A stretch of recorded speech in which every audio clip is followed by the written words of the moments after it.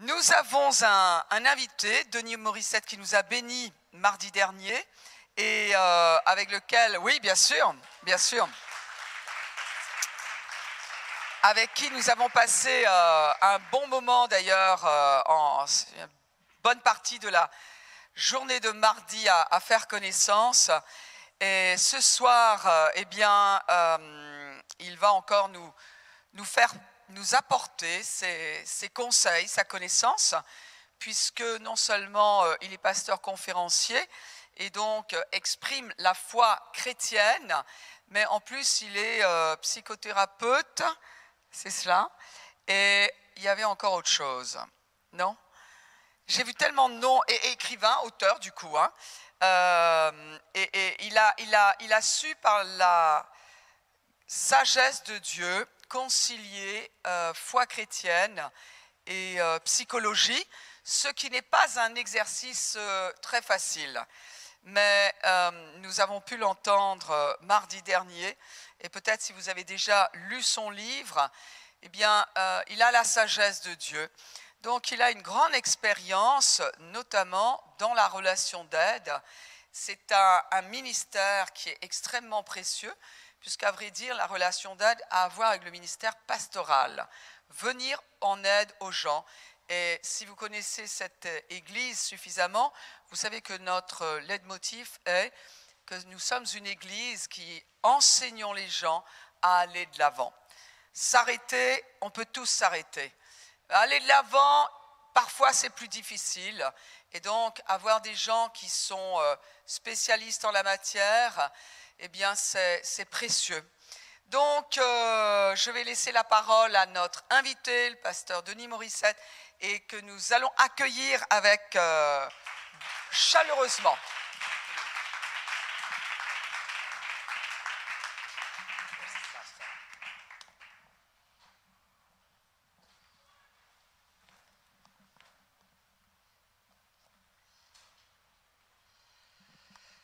Bonsoir à vous tous et à vous toutes.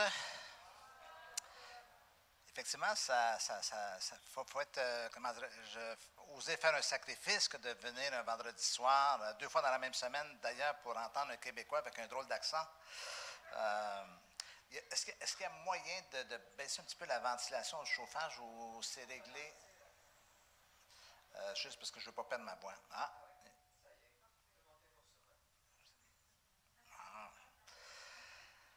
Je suis très content d'être avec vous. J'ai déjà un attachement avec votre Église, votre accueil, les discussions qu'on a eues avec l'équipe et tout. C'est hyper...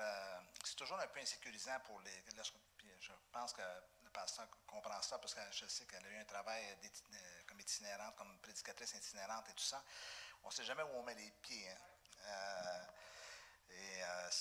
Ecclésiaste a été et c'est une belle expérience, une belle expérience, vraiment touchante pour moi et hyper agréable et remplie de possibilités. Ouais, je veux dire. Et ce que j'aime de l'esprit aussi de cette Église, par les discussions qu'on a eues, c'est cette idée non seulement d'aller de l'avant, évidemment, mais aussi d'adresser les besoins pertinents des gens. Ma mission de vie, moi, c'est d'aider les gens non seulement à résoudre les problèmes de la vie, mais aussi à développer leurs dons, leurs capacités, afin de tirer le meilleur parti de la vie que Dieu nous donne. Dieu nous donne la vie, c'est quelque chose de précieux. En fait, Dieu nous donne 2 vies. Hein. Il y a la vie, et il y a la vie avec un grand V dans la petite vie, et cette vie Zoé. Donc, c'est important qu'on puisse en tirer le meilleur parti, et on est participants de tout cela. Je suis content de la demande qui m'a été faite d'enseigner ce soir sur la famille, le mariage et la famille. Évidemment, c'est un immense sujet, vaste, avec tellement d'angles dans lesquels on peut attaquer cela. Mais ce soir, le titre du message est « Comment bâtir une famille en santé ». Comment bâtir une famille en santé? Relever le défi de la famille dans un monde si désordonné, je pourrais dire malmené, tout cela. Et vous savez, il n'y a pas de société plus en santé que ne le sont les familles. Il n'y a pas d'église plus en santé que ne le sont les familles qui composent cette église. D'ailleurs, l'église, c'est une famille. C'est une famille de familles aussi.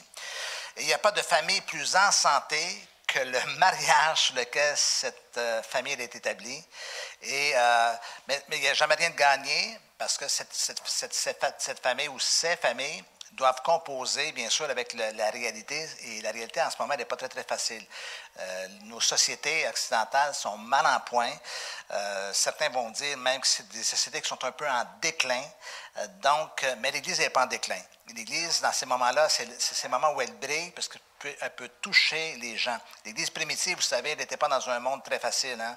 Persécution, c'est une Église qui était souffrante à l'époque, mais elle a su tirer son épingle du jeu, émerger de tout cela et impacter non seulement le monde de son époque, mais aussi les échos se prolongent jusqu'à nos jours d'aujourd'hui aussi.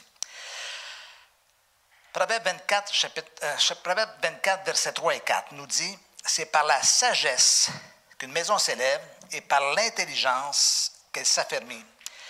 C'est par la connaissance que les chambres se remplissent de tous les biens précieux et agréables. » Si vous me permettez, je vais le relire une seconde fois. C'est par la sagesse qu'une maison s'élève, par l'intelligence qu'elle s'affermit, c'est par la connaissance que les chambres se remplissent de tous les biens précieux et agréables. Ça, c'est la sagesse du livre des Proverbes. 3 clés importantes dès le départ, en première partie de cette présentation de ce soir. La connaissance, l'intelligence et la sagesse. Ce sont de beaux mots, mais qu'est-ce que cela veut dire tangiblement dans la vie de famille, que ce soit dans notre vie de couple, autant que dans les défis que nous avons à la maison. Et pour cela, j'ai un peu décortiqué tout cela. Première clé, la connaissance. Qu'est-ce que la connaissance? C'est en fait le savoir, c'est un bagage. La définition la plus simple qu'on peut donner à la connaissance, c'est l'ensemble des informations qu'une personne possède sur un sujet donné. Donc, on a des connaissances selon votre métier, selon votre profession, selon vos intérêts, vous développez un champ de connaissances. Et plus vous avez de connaissances, plus vous avez de facilité jusqu'à un certain point. Les Américains disent souvent « knowledge is power ». La connaissance est un pouvoir. Et c'est vrai parce que ceux qui savent des choses sur un sujet donné, ont un avantage sur ceux qui ne savent pas. Moi, je n'ai pas beaucoup de connaissances en informatique. Je travaille bien avec mon ordinateur et tout ça, mais j'ai quelqu'un d'hyper spécialisé qui travaille avec moi. Et il possède un champ de connaissances que je n'ai pas et que ce n'est pas mon appel non plus, évidemment. Et il y a un avantage sur moi. Parce que quand j'ai un problème ou que mon ordinateur bug ou il y a un problème avec un site web, je l'appelle, il sait tirer son épingle du jeu parce qu'il possède cette connaissance. Or, on a de la connaissance dans bien des domaines, mais là où ça devient un défi, c'est dans la vie de la famille, parce que, j'aurais presque le goût de vous dire, il n'y a pas de manuel. Et bien sûr, il y a des livres sur la famille, il y a des livres sur l'éducation des enfants, il y a des livres sur le mariage, mais fondamentalement, il n'y a pas le mode d'emploi très personnalisé pour chacun de nous devant les défis particuliers qui prennent place dans notre famille. Donc, le défi pour les parents et pour les conjoints, pour le mari et la femme, c'est de développer ce champ de connaissances. Pourquoi? Parce qu'il y a un principe derrière cela. Nous enseignons ce que nous savons. Donc, on ne peut pas enseigner ce qu'on ne sait pas, c'est une évidence bien, bien simple. Mais plus on va progresser dans notre connaissance des choses, plus on va avancer, plus on va s'équiper pour cela, plus on va être davantage mieux positionné pour composer avec les défis qui sont en place. Laissez-moi je vous donne un exemple bien personnel. J'en ai parlé à l'équipe lorsqu'on avait notre discussion. Je viens d'une famille, je suis orphelin de père. J'ai perdu mon père, j'avais 8 ans. Et ma mère donc s'est retrouvée veuve, elle avait 42 ans, elle avait 4 garçons et bien sûr, elle a dû tirer son épingle du jeu de la vie. Là, on est dans début des années 60. Moi, j'avais 8 ans à peine à l'époque. Là, n'additionnez pas pour savoir mon âge. C'est pas ça le point, OK? Bon. Donc, je n'ai pas eu de papa. Donc, ma neurone paternelle, elle n'existe pas. Et je viens d'une famille on était 4 garçons. Et lorsque je me suis marié, bien sûr, comme tous les parents tous les couples qui sont en amour, on voulait avoir le feu de notre amour qui prenne forme sur la forme de nos enfants. Et en fait, j'ai eu 4 garçons. OK? Le problème, c'est que ma neuronne paternelle n'était pas là. OK? Donc, qu'est-ce que je fais avec des garçons? Qu'est-ce que je fais? Je fais avec un bébé. Et puis, étant donné que j'étais le plus jeune de la maison et qu'il n'y avait pas de filles dans la maison, donc tout le côté chouchouter, prendre soin, catiner. Vous dites catiner ici? Non, ça ne se dit pas. Chouchouter, ça se dit? Aidez-moi dans mon vocabulaire, là, dans vos... Chouchouter, ça se dit chouchouter. Bon. Ça n'existe pas dans un monde d'hommes. Hein. Vous comprenez bien que nous, on aime mieux se bagarrer avec nos enfants que de les chouchouter. OK? J'ai dû développer tout cela. Et si vous venez un jour à la maison me voir, me visiter, vous êtes les bienvenus, mais venez pas tous ensemble en même temps parce que là, on va trouver qu'il y a un petit problème. Mais vous allez voir, j'ai tout un pan de mur, toute une section de ma bibliothèque seulement sur la famille, sur le couple, parce que j'ai vu très, très, très tôt qu'il me manquait de la connaissance et que j'avais besoin de développer cette connaissance pour réussir parce que mon intention et mon objectif, c'était de bien réussir l'éducation de mes enfants et de bien réussir mon mariage. Le problème de base est justement là. Les parents ne réussissent pas parce qu'ils ne savent pas. Ce n'est pas parce qu'ils sont fondamentalement incompétents. Ce n'est pas parce qu'ils sont méchants ou qu'ils sont insouciants ou irresponsables. Ils ne savent pas. Ils ne savent pas. Et évidemment, vous allez voir dans les prochaines clés, ce n'est pas toujours évident de tirer dans les conditions réelles. Il y a plein de situations auxquelles on a fait face dans la vie de tous les jours qu'on ne voit pas dans les livres. Hein? Donc, première clé, la connaissance, c'est le savoir que nous devons posséder de plus en plus et ça ne cesse jamais. La deuxième clé, c'est l'intelligence. Et je résume l'intelligence avec la dimension de savoir-faire. Regardez bien, la définition que je vous donne, l'intelligence est l'aptitude.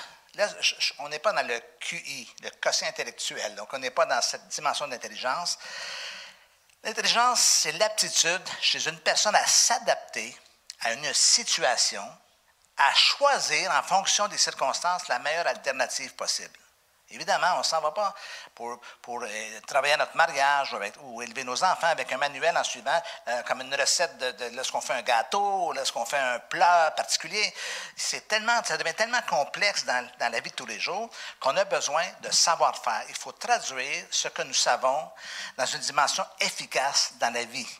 À partir des personnalités de nos enfants et à partir des conditions dans lesquelles ils vivent. Donc, cette forme d'intelligence-là, elle est nécessaire. Et cette intelligence-là ressemble davantage à un muscle que quoi que ce soit d'autre chose. Donc, c'est quelque chose qui doit se travailler. Et bien sûr, parfois, ça se fait par essai-erreur parce qu'on ne sait pas toujours comment composer avec ça. Au moment où je vous parle, j'ai des souvenirs qui remontent à la surface. Étant donné que j'étais le plus jeune chez nous, j'ai été probablement le plus affecté par le décès de mon père. Et j'ai eu une adolescence vraiment chaotique. Ma mère ne savait plus quoi faire avec moi. Puis, savez-vous ce qu'elle répétait? Je ne comprends pas. Ça a bien été avec le premier, j'ai fait la même chose avec le deuxième, j'ai fait la même chose avec le troisième, puis avec le quatrième, ça ne marche pas, OK? Mais moi, je disais, on n'est pas dans une usine de montage de voitures, là, c'est une chaîne de montage et ouais, on fait toujours la même chose. Il faut personnaliser cela. Donc, même par la grâce de Dieu, Jésus savait quoi faire avec moi. Donc, il faut choisir, il faut appliquer des choses, et c'est là que c'est tout un défi. Le principe, nous utilisons ce que nous avons, ou encore une fois, nous utilisons ce que nous savons. Ça, c'est la capacité que nous avons de traduire les choses dans la réalité. Le problème de base, les parents ne réussissent pas parce qu'ils ne font pas. Et là aussi, il faut comprendre que pour que quelque chose soit mesurable sur le plan de l'efficacité, il faut passer à l'action. En théorie, est-ce que vous avez, pas très loin de vous, dans votre famille, quelqu'un qui n'a pas d'enfant, une cousine, une tante qui n'a jamais eu d'enfant et tout ça, et qui vous donne des conseils sur comment élever les enfants? On a tous quelqu'un dans notre entourage hein, qui fait... C'est tellement facile pour eux de nous dire, moi, si j'étais toi, je ferais ceci, moi, si j'étais toi, je ferais cela. Mais ils ne sont pas nous. Et ils ne sont pas coincés avec nos enfants aussi dans leurs moments les plus difficiles. Et c'est facile, en théorie, de trouver des solutions, de proposer des conseils, de donner des conseils et tout ça. Mais vous savez que le défi, c'est autre chose, c'est de composer, encore une fois, je me répète, avec tout ce qui peut prendre place, les multiples possibilités qui prennent place dans une journée. Est-ce que vous êtes toujours avec moi? Troisième clé, la sagesse. Et la sagesse. Vous savez ce que la Bible dit sur la sagesse? Que Dieu la donne à tous simplement et sans reproche, à celui qui la demande. Moi, je crois que le réservoir de sagesse, il est plein au ciel. Vous savez pourquoi? Parce que jamais personne qui te demande. On dit à Dieu, fais ceci, fais cela, ouvre la porte, ferme la porte, aplanis le chemin. On donne un peu nos ordres à Dieu ou nos conseils. Moi, si j'étais toi, Dieu, je ferais cela. Okay? Mais jamais on se positionne pour dire, Seigneur, je ne sais pas quoi faire. D'ailleurs, ma définition la plus simple de la sagesse dans ma vie, c'est savoir quoi faire quand on ne sait pas quoi faire, quoi penser quand on ne sait pas quoi penser, et quoi dire quand on ne sait pas quoi dire. On sait qu'il y a des enjeux dans ce qu'on va dire, dans ce qu'on va faire. Seigneur, donne-moi la sagesse. Seigneur, donne-moi la sagesse. La définition, c'est la qualité de quelqu'un qui fait preuve d'un jugement droit, sûr, averti dans ses décisions. Quelqu'un qui est sage, c'est quelqu'un qui est sage au départ. C'est-à-dire que sa personne, sa nature profonde, elle est remplie de cette sagesse-là. Pourquoi c'est tellement important? Parce que, vous allez voir dans quelques instants, l'essence du christianisme, c'est la transformation de la personne humaine. C'est la transformation de chacun de nous. Pourquoi? Parce que nous reproduisons ce que nous sommes. Il y a quelques années de cela, quand mes enfants étaient plus jeunes, j'ai un de mes fils le plus jeune. J'avais des amis à la maison, puis mon fils il marche, il s'approche des amis, et il marche comme moi. Et ce couple d'amis-là me dit, mais t'as remarqué, Denis? Il marche pareil comme toi. Puis là, moi, je leur ai répondu, si vous saviez les heures que ça m'a pris pour lui montrer comment marcher comme moi, ou vous savez, le mouvement et tout cela. La réponse, c'est absolument pas. Il a appris cela, on ne sait pas comment, c'est un mélange de génétique, un mélange de, on appelle ça du mimétisme, c'est-à-dire la capacité de reproduire quelque chose sans le vouloir et tout cela. En fait, la réalité, c'est que nous reproduisons ce que nous sommes. Et c'est incroyable ce que nous laissons comme trace dans la vie de nos enfants seulement à partir de la qualité de notre personne. Le problème de base, les parents ne réussissent pas parce qu'ils ne sont pas ce qu'ils devraient être. Vous savez quelle est ma prière à chaque jour de ma vie? Seigneur, fais de moi ce que toi tu veux que je sois, afin que je puisse faire ce que tu veux que je fasse et que j'ai en retour ce que tu as pour moi, tant dans les résultats que dans les bénéfices. Seigneur, transforme-moi, fais de moi ce que toi tu veux que je sois. Je veux être comme toi. Je veux être transformé. Donc, le savoir-être, la sagesse. L'essence du christianisme, donc, c'est la transformation de la personne. Et écoutez bien ce que je vais vous dire. Votre mariage ne peut pas être plus que ce que vous êtes. OK? Le mariage, ce n'est pas quelque chose qui nous arrive. C'est quelque chose sur quoi on travaille, okay? Pour l'amener à devenir ce qu'il doit être. Et souvent, les gens croient que les changements vont prendre place à l'extérieur d'eux-mêmes, quand en fait, le changement prend place en soi-même. Seigneur, que chaque mari dise, Seigneur, fais de moi ce que toi tu veux que je sois, que chaque femme dise, Seigneur, fais de moi ce que toi tu veux que je sois, et ensemble, on va créer ce mariage tel que Dieu veut qu'il soit. Si vous voulez le mariage que Dieu veut que vous ayez, vous devez devenir ce que Dieu veut que vous soyez. C'est simple, mais c'est fondamental. Okay? Mon mariage va se transformer dans la mesure où je vais être transformé. Okay? Vous savez, la plupart des problèmes dans les couples, au-delà de la communication, au-delà des finances ou de l'argent, au-delà des conflits, c'est des gens qui sont peu transformés. Et moi, vous savez, j'ai passé ma vie à travailler avec des croyants. Et parfois, je les voyais se disputer, même devant moi dans mon bureau. Vous savez, des fois, là, la dispute, ça explosait devant mon bureau. Je suis là, assez séparé comme ça. Okay? Et ces gens-là, le dimanche matin, ils vont à l'église puis ils adorent Jésus.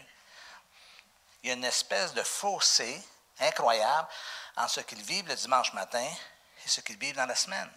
Vous savez, un chrétien, ça pense comme un chrétien, ça parle comme un chrétien, ça marche comme un chrétien, ça se comporte comme un chrétien. Vous savez pourquoi? Parce que c'est un chrétien. Et un chrétien, ce n'est pas un rôle qu'on adopte le dimanche matin, c'est quelque chose que l'on vit. C'est mon identité, c'est ma nature profonde. Je suis chrétien, c'est ce que je suis. On n'est pas dans la religion, là, on est dans la vie et dans la qualité de la vie. Est-ce que vous êtes avec moi? Et voilà pourquoi le défi qu'on a, c'est véritablement de marcher sur ce chemin de transformation. Et, croyez-moi bien, le Saint-Esprit, c'est son travail. Il est là pour cela et il fait le travail de l'intérieur, évidemment, vers l'extérieur.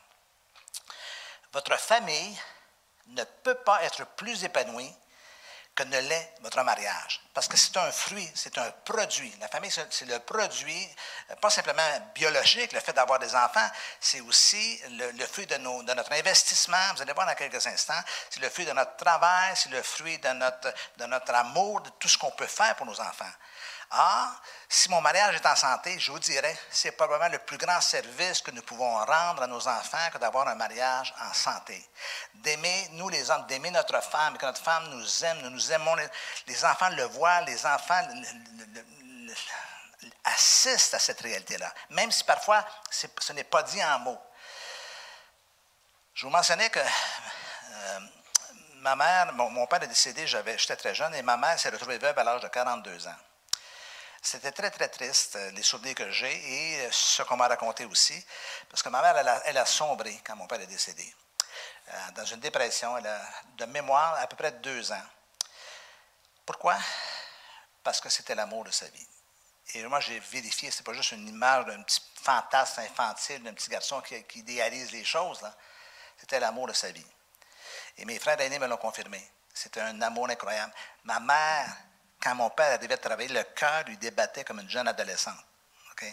Ils ont été mariés pendant je ne sais pas combien d'années. Okay? Donc, elle avait 42 ans. Et bien sûr, par la grâce de Dieu, elle a réémergé de l'autre côté de la dépression. Elle s'en est réchappée par une relativement belle vie, bien qu'elle-même, elle est décédée assez jeune, au début de la soixantaine. Mais elle ne s'est jamais remariée. Vous savez pourquoi? Elle était convaincue qu'elle ne trouverait pas un homme comme mon père. C'est beau, hein? Alors, vous voyez cela, là? Ça laisse une trace à l'intérieur de soi. Okay? Moi, je n'ai pas de souvenir, bien que lorsque mes parents étaient ensemble, j'étais très, très, très jeune. Je n'ai pas de souvenir de bagarre dans la maison. Je n'ai pas de souvenir de paroles méprisantes ou assassines. Je n'ai pas de souvenir comme ça. Puis mes parents n'étaient pas chrétiens, ils étaient catholiques, ils étaient une foi culturelle comme beaucoup de pays. Mais quelque part, les valeurs qui étaient présentes dans la maison ont dépassé leur personne. Ce qui fait qu'aucun des membres de notre famille, aucun de mes frères n'a jamais vécu un divorce. Même si moi, je suis le seul chrétien dans la famille, mes frères ne le sont pas, mais les valeurs sont profondément ancrées. Et ça, c'est un legs à partir de l'exemple que les parents donnent. D'ailleurs, on va y revenir dans quelques instants. Vous voyez l'importance de tout cela? Donc, votre famille ne peut pas être plus épanouie que ne l'est votre mariage. Voici ce sur quoi vous devez travailler absolument comme mari, comme épouse, travailler à faire de votre mariage ce que Dieu veut qu'il soit. Si vous voulez la famille que Dieu veut que vous ayez, faites de votre mariage ce que Dieu veut qu'il soit. C'est simple, encore une fois, mais retenez ces paroles et ça doit être quelque chose qui doit vous marquer au plus profond de vous, comme quelque chose qui est imprimé en caractère fort à l'intérieur de votre cœur. OK. Une famille en santé, un mariage en santé, qu'est-ce que ça prend pour être en santé? Bien, ce que ça prend pour être en santé, tous les parents le savent, ça prend des vitamines. OK, on était petits, mange des vitamines. Vous êtes moins connu l'hiver. Nous, au Québec, on prend beaucoup de vitamines avant que l'hiver commence pour être capable de survivre au froid glacial du Canada. Donc, tout comme pour sa condition physique, la santé émotionnelle et spirituelle de la famille nécessite l'usage de vitamines essentielles à sa santé. Et je vous en propose 5 ce soir. La vitamine A pour l'amour, la vitamine B pour le bonheur, vous allez voir dans quelques instants, la vitamine C pour la constance, ou la confiance plutôt, la vitamine D pour la discipline, et la vitamine E pour l'exemple. Okay? Avec ce cocktail de vitamines, je vous le dis, vous êtes assuré d'avoir une famille en santé. J'ai presque l'impression que je fais une pub de télé, là. Hein? OK, c'est quoi la marque de la vitamine? Vitamine A, l'amour. Regardez ce que l'apôtre Jean dit. Je vous donne un commandement nouveau. Aimez-vous les uns les autres, comme je vous ai aimé. En fait, c'est ici en citant Jésus. Vous aussi, aimez-vous les uns les autres. À ceci, tous connaîtront que vous êtes mes disciples si vous avez de l'amour les uns pour les autres. Si on avait à résumer le christianisme dans son expression la plus simple, si on avait à comparer le christianisme aux grandes religions du monde, ce qu'on appelle les religions monothéistes, comme l'islam ou le judaïsme, la grande caractéristique du christianisme devrait être la suivante. C'est une religion d'amour. Le plus grand témoignage que Jésus a donné, c'est un témoignage d'amour. Jean 3,16, Dieu a tant aimé ce monde qu'il a donné son Fils unique. C'est le sacrifice de l'amour, mais ce n'est pas pour rien. C'est un thème central tout au long, en particulier du Nouveau Testament, évidemment. Donc, on voit ce texte que Jésus a dit, qu'on reconnaîtra les disciples de Jésus à l'amour qu'ils ont. Il n'y a pas de grand amour que de donner sa vie pour ceux qu'on aime. La première dimension du fruit de l'Esprit. Vous connaissez le fruit de l'Esprit, Galates chapitre 5, verset 22. Le fruit de l'Esprit, c'est l'amour, la joie. Pour moi, ce n'est pas un hasard que l'amour soit en tête de liste. Ce n'est pas un hasard. Je ne pense pas que l'apôtre Paul a simplement lancé des mots comme ça sur la table en disant, bien, écoute, je vais écrire ça. L'amour, la joie, la paix, la patience, la bonté, la bienveillance, la foi, la douceur, la maîtrise de soi sont aussi des ingrédients pour nous assurer une vie de qualité et qui glorifie le Seigneur. Qu'est-ce que l'amour? Dans la dimension du couple et dans la dimension de la famille. Regardez bien la définition qui est sur la diapo.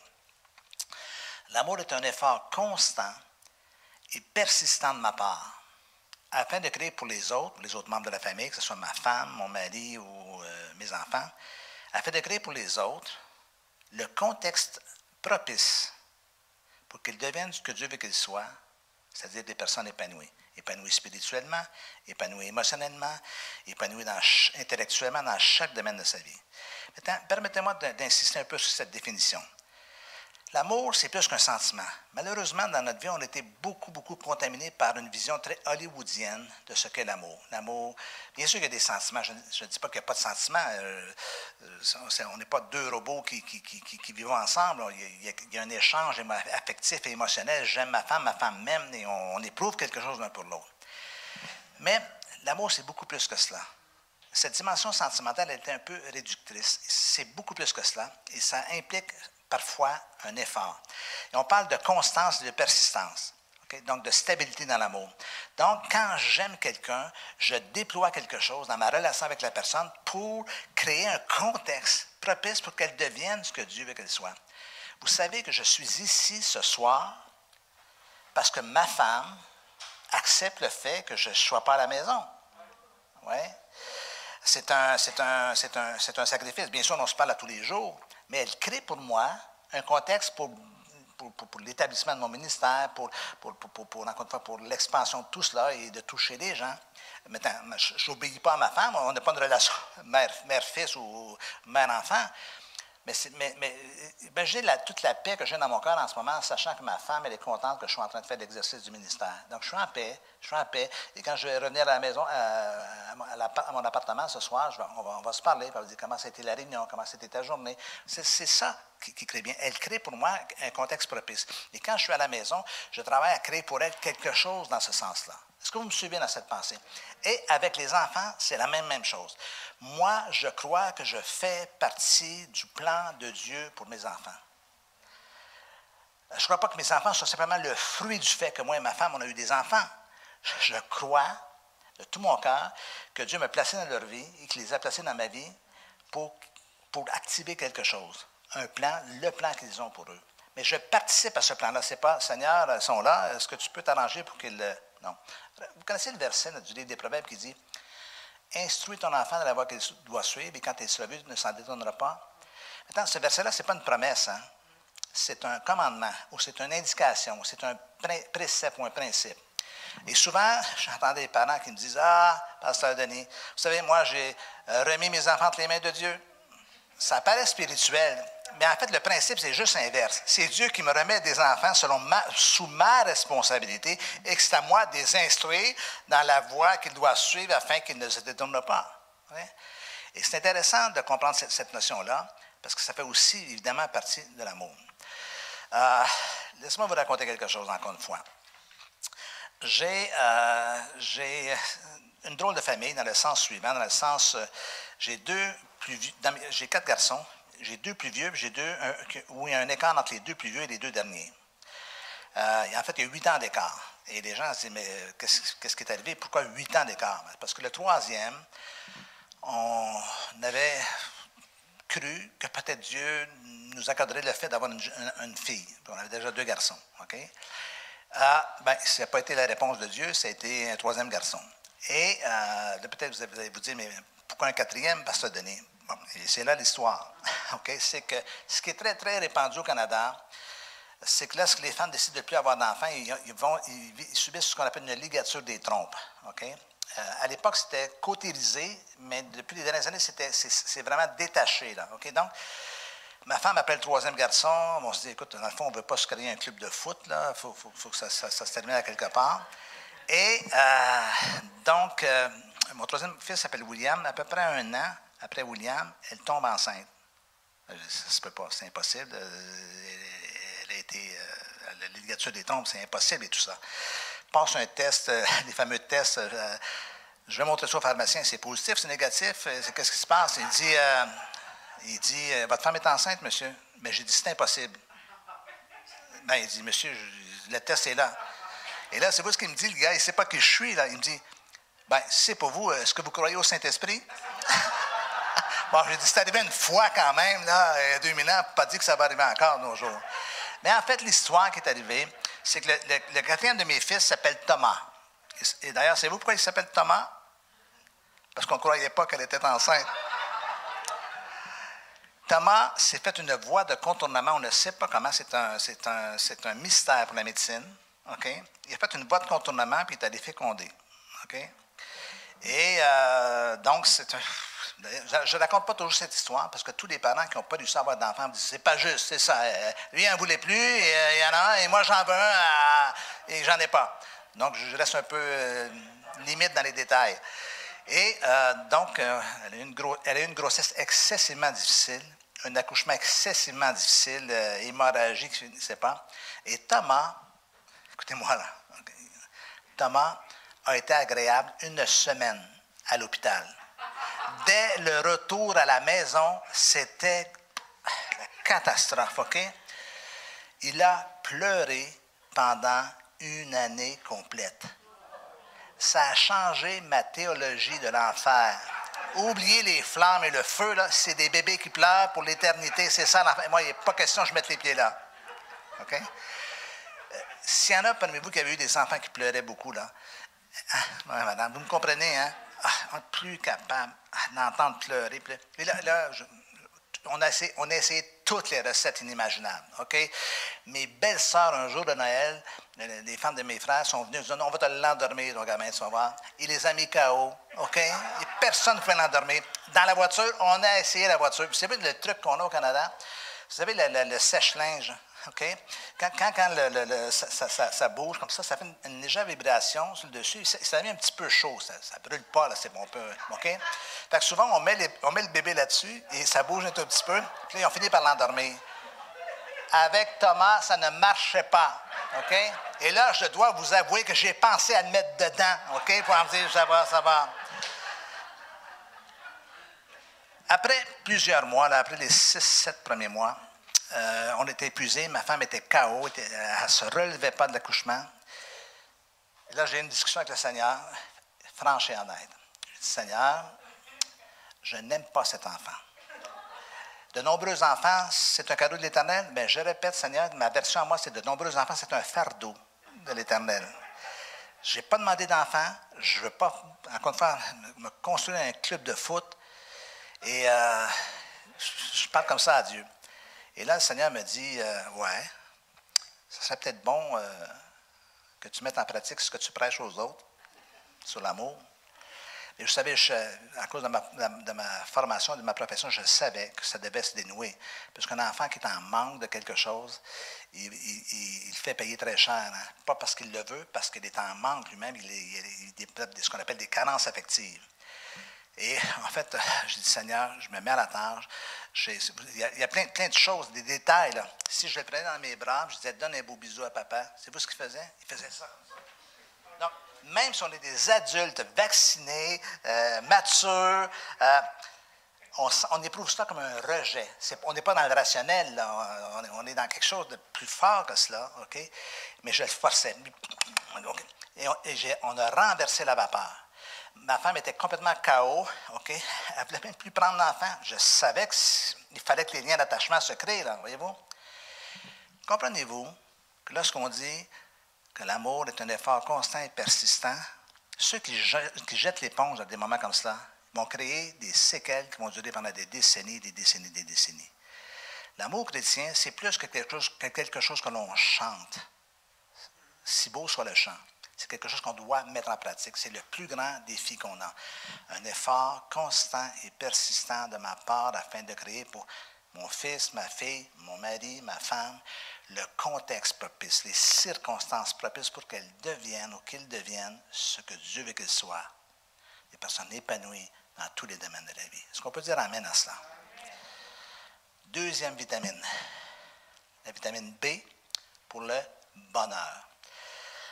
Le bonheur, c'est un thème de prédilection dans ma vie. J'ai écrit un livre sur cela parce que, évidemment, au fil de toutes les années où j'ai rencontré des gens étaient malheureux. Ils sont malheureux en mariage, ils sont malheureux dans leur vie personnelle, ils sont malheureux parfois au boulot, le malheur est omniprésent. Il y a plus de gens malheureux sur la terre que de gens heureux. Mais le bonheur est un élément essentiel. La Bible dit dans Romains chapitre 14 que le royaume de Dieu, ce n'est pas le manger et le boire, mais la justice, la paix et la joie par le Saint-Esprit. Donc, il parle de justice, de joie et de paix par le Saint-Esprit. 2 éléments sur 3, la paix et la joie, font allusion à la qualité de la vie intérieure. La sérénité. Le mot joie qu'il y a là, c'est kara en grec. C'est la joie de vivre. C'est le bon vieux bonheur. Okay? Donc, Dieu s'intéresse à ma condition intérieure. Et vous savez, Jésus, c'est un des premiers sujets qu'il a abordé sur la surface de la planète Terre. J'en ai mentionné l'autre soir dans le Sermon sur la montagne, quand il parle d'heureux, les pauvres en esprit, tout cela. Donc, le bonheur, c'est pas quelque chose qui... D'ailleurs, c'est fascinant parfois. Pour la rédaction de mon livre, j'ai lu beaucoup de livres sur le sujet, évidemment, beaucoup de livres sur les philosophes. Et quand les philosophes regardent le christianisme, ils nous accusent de proposer un bonheur qui est dans l'au-delà, qui ressemble un peu à ce genre de réflexion. La vie sur terre, elle est misérable, mais au moins, consolez-vous, peut-être qu'un jour, vous allez être au ciel et vous serez heureux pour l'éternité. D'ici ce temps-là, mais écoutez, résignez-vous. Et quand on regarde l'Évangile et quand on regarde le message de Jésus, on s'aperçoit que ce n'est absolument pas le cas. Okay? Dieu s'intéresse à ma condition ici-bas. Il s'intéresse à la qualité de ma vie, que ce soit dans cette dimension de mon expérience de la vie, autant que dans l'espérance que j'ai d'être un jour avec lui pour l'éternité. Donc, le bonheur est quelque chose d'important, parce que ça crée un climat dans la maison. Évidemment, il n'y a pas de réponse facile aux gens qui sont malheureux. Mais ce que je veux vous dire ce soir, c'est le désarroi qu'on éprouve à l'intérieur, le fait d'être malheureux ou triste, c'est aussi un indicateur, c'est un message que quelque chose ne va pas et qu'il faut que je fasse quelque chose. Il faut que je règle des choses. C'est quelque chose qui s'allume sur le tableau de bord de ma vie qui me dit il y a quelque chose qui ne marche pas. Moi, j'utilise la pensée de la jauge du bonheur. Je prends une jauge comme on prend une jauge pour vérifier l'huile dans la voiture. Je jauge mon cœur. Quand ça fait quelques jours que je suis ou maussade, ou qu'est-ce qu'il y a qui va pas? Peut-être que c'est la fatigue, ça peut être quelque chose de non résolu, c'est peut-être un conflit avec quelqu'un qui ne s'est pas dénoué. Voyez-vous? Et à ce moment-là, c'est une incitation à faire quelque chose pour régler cela. Okay? Chaque membre de la famille, mari et femme, père, mère, enfant, ont droit à un climat serein dans la maison. Le fameux home sweet home. Il y a beaucoup de maisons, il y a très peu de beaux foyers, de bons foyers. Dans la maison où il grandit et qui lui permettra de se développer en toute sécurité. Parce que le bonheur, c'est comme un cocon dans lequel on se retrouve bien. On revient à la maison. D'ailleurs, c'est ce qui se passe quand on est dans un milieu ou une famille très chaleureuse, on a toujours le goût de revenir. Pourquoi? C'est comme notre part d'attache. C'est là qu'on se sent bien, on est en sécurité, on se sent aimé. Le bonheur et amour, c'est quelque chose de très reliant en tant que tel. Et il faut travailler à créer cela. Et à l'inverse, il faut tenter d'éviter le plus possible les tensions, les frustrations, les éclats dans lesquels on explose et qu'on se dit des paroles blessantes et tout cela. Et si cela arrive, la première stratégie, c'est de réparer et de se réconcilier le plus rapidement possible pour recréer ce climat de bonheur. Où il y a de la joie dans la maison, où il y a de la louange dans la maison, et on revient à la maison et on est bien. La vitamine B pour le bonheur. La vitamine C pour la confiance. Le Seigneur est fidèle, il vous affermira et vous préservera du malin. Nous avons à votre égard cette confiance. Nous avons confiance en vous. Nous avons à votre égard cette confiance dans le Seigneur que vous faites et que vous ferez les choses que nous vous recommandons. Évidemment, ce n'est pas un texte qui s'applique à la famille, mais c'est un texte qui s'applique à la notion de confiance. Vous savez, le mot confiance, de façon intéressante, vient du latin fides fidei, qui veut dire foi. En fait, le mot fides en latin, c'est la foi. Donc, la confiance, c'est quelqu'un qui est plein de foi, qui est plein de foi. Dans ce sens, et en contrepartie, ce qu'on appelle la méfiance, c'est quelqu'un qui manque fondamentalement de foi. Évidemment, il y a des nuances entre la foi et la confiance. Mais la confiance, c'est la foi que nous témoignons à l'autre et qui lui permet de se développer progressivement dans sa relation avec Dieu, avec lui-même et les autres. Quand on fait confiance à un enfant, quand on bâtit la confiance à un enfant, quand on fait confiance à notre mari, à notre femme, ça construit quelque chose à l'intérieur. Ça sécurise, ça affermit, et surtout chez les enfants, ça bâtit quelque chose qui va, après coup, se traduire, se manifester dans toutes les autres sphères de la vie. Okay? Donc, et croyez bien que le fait qu'un enfant commence à développer sa confiance, ça n'enlève rien à Dieu. La confiance en soi ne s'oppose pas à la confiance en Dieu. C'est un heureux mariage. Je fais confiance au Seigneur, mais le Seigneur aussi me fait confiance. Il faut que je sois confiant dans la vie face à ce avec quoi je dois composer. Donc, ce n'est pas peu la confiance. Vous savez, les gens confiants ont cette assurance dans la vie, ils ont cette liberté, je dirais, parce qu'ils ne sont pas toujours coincés dans des limites. Je peux pas, je peux pas. Vous savez, quelqu'un qui est méfiant, là, c'est quelqu'un qui... Je vais pas. Il y a des gens qui passent leur vie comme ça, OK? Quand en fait les gens sont confiants, ont cette assurance dans la vie, ils marchent avec confiance, non seulement dans les voies du Seigneur, mais dans chaque aspect de leur vie. Donc, un enfant ne vient pas au monde avec de la confiance. C'est quelque chose qui va se développer progressivement. Les scientifiques, là, les chercheurs disent que la confiance, qu'on appelle la confiance fondamentale, celle qui crée des fondements de la vie, se construit entre 0 et 18 mois. 0 et 18 mois. Wow, vous imaginez? Mais en quoi? Je ne peux pas expliquer à mon enfant la confiance. Savez-vous comment il va développer sa confiance? Le petit enfant qui vient au monde est totalement dépendant de son environnement, de son entourage, de sa mère, de son père, de la famille. Et ça va s'élargir, mais ça commence surtout avec la maman, bien sûr, parce que c'est la mère nourricière, puis avec le papa. C'est à partir de la régularité des rapports entre la mère et l'enfant que l'enfant va apprendre, et permettez-moi l'expression, à se fier. Imaginez un enfant qui a faim. Ça donne bien, là, je suis en ce moment en plein là-dedans, parce que le troisième de mes fils vient d'avoir un bébé là, il y a 3 semaines. Et bon, vous savez, tout le défi des nuits, des boires et de régulariser tout ça, c'est pas évident, c'est un défi. Mais à partir de la prévisibilité de la mère, l'enfant apprend à se fier. C'est comme s'il se disait en lui-même, mais ça, il ne le dit pas en mots parce que son langage n'est même pas développé. Mais, je peux me fier à ma mère. Quand je l'appelle, elle apparaît, OK, puis elle me prend dans ses bras, et là, je suis en sécurité. Voyez-vous, là, c'est comme ça que ça se construit. Et au fur et à mesure, que ça s'établit bien à l'intérieur, l'enfant va transposer cela dans d'autres sphères de sa vie. OK, au fur et à mesure qu'il va grandir. Voilà pourquoi on l'appelle la confiance fondamentale. C'est quelque chose qu'on doit instiller par la qualité de notre vie, par la force de nos paroles, par la régularité de nos relations, et c'est tout cela. Et, le troisième de mes fils, William, il y a quelques années, faisait des cauchemars, une période de cauchemars, ce qu'on appelle les fameuses... les cauchemars nocturnes chez les enfants, ça arrive parfois à cause de certains événements qui peuvent survenir dans la journée. Et je me souviens, une nuit, je suis dans ma chambre, ma femme dort à côté de moi, et à l'autre bout de la maison, je l'entends pleurer. Et là, j'entends juste dans la nuit, dans la noirceur, vous savez, la nuit noire. Papa, et j'ai juste dit une parole. J'ai juste dit, viens Willy. OK, je l'ai entendu sauter en bas de son petit lit, partir en courant et venir se blottir contre son père.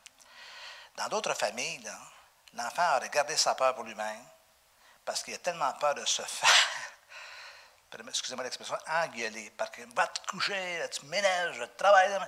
Voyez-vous comment on peut déconstruire quelque chose ou empêcher quelque chose de se construire quand à d'autres occasions, on peut bâtir quelque chose. Ça m'avait fait rappeler parce que ça me dit, je ne suis pas si mal comme père parce qu'il n'y a aucunement hésité. Donc, son père n'est pas une menace pour lui. Son père est un refuge. Et vous savez, en passant, c'est ce que Dieu est pour chacun de nous aussi. On ne devrait pas avoir peur de lui. Donc, ça, c'est la confiance. C'est généré par la confiance que l'enfant a envers les parents et que nous avons. Et c'est la même chose dans le couple. Je fais confiance à ma femme. Elle me fait confiance et on bâtit quelque chose de stable dans notre mariage. Êtes-vous toujours là? Vous êtes tellement sage que bon. Quatrième vitamine, la vitamine D, pour discipline. La discipline, c'est toujours un sujet un peu délicat, parce que les gens ne comprennent pas la discipline. Donc, je vous ai mis une définition. La discipline est l'outil dont nous disposons. Et là, je ne parle pas simplement, je parle pour chacun de nous, là, comme définition de base de ce que devrait être la discipline dans chacune de nos vies. La discipline est l'outil de base dont nous disposons pour résoudre les problèmes de la vie. Sans elle, nous n'arrivons à rien. Avec seulement un peu de discipline, nous pouvons résoudre peu de problèmes. Alors qu'avec une discipline totale, nous les résoudrons tous. Donc, voyez-vous que la discipline, là, c'est plus que de fais pas ci, fais pas cela, c'est de développer une rigueur en soi. La discipline est la capacité chez les gens à s'astreindre à des règles, des limites et des priorités et tirer ainsi le meilleur de la vie. Quelqu'un qui est discipliné dans la gestion de son temps fait plus de choses que quelqu'un qui manque de discipline. Okay? Bon, pour déculpabiliser un tout petit peu ce soir, là, tous ceux qui sont indisciplinés dans cette salle, on ne vient pas au monde discipliné. Okay? C'est une vertu, une qualité qui s'acquiert, et je vous dirais que ça s'acquiert assez durement. Encore une fois, dans une maison où les règles sont bien établies, elles sont saines aussi, ce n'est pas des règles, ce n'est pas de la rigidité, là, c'est des limites de protection qu'on donne. Et l'enfant apprend à vivre non seulement une sécurité, mais il apprend aussi à mieux gérer sa vie, mieux gérer son environnement, que ce soit sa chambre, que ce soit ses relations et tout cela, parce qu'il a appris comment les choses devraient fonctionner. Ceci étant dit, regardez dehors, regardez la société dans laquelle on vit, nos sociétés. Regardez la jeunesse. Puis, encore une fois, je ne veux pas être pessimiste, là.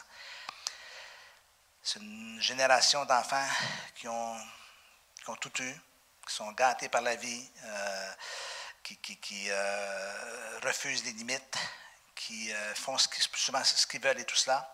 On ne peut pas bâtir une vie comme cela.